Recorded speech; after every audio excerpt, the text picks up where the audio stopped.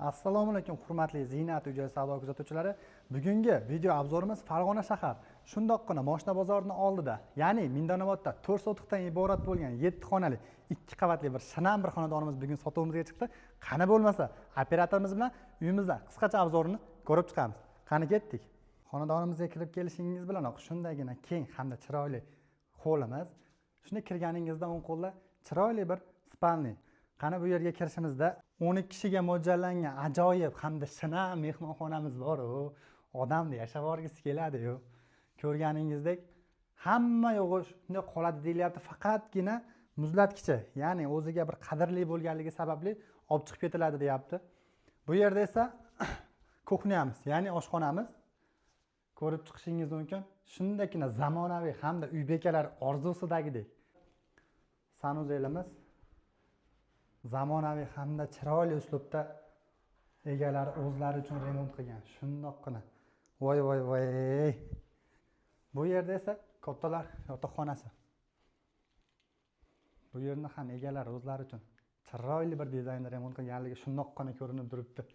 Ovormasangiz bo'lmaydi-ku. Ikkinchi etajimizni ham bo'lmasa birgalikda ko'rib chiqamiz. Qani. Bismillahirrohmanirrohim. Ikkinchi etajimizda ham o'zgacha uslubda lyustralar ilib qo'yganiga bir qarang.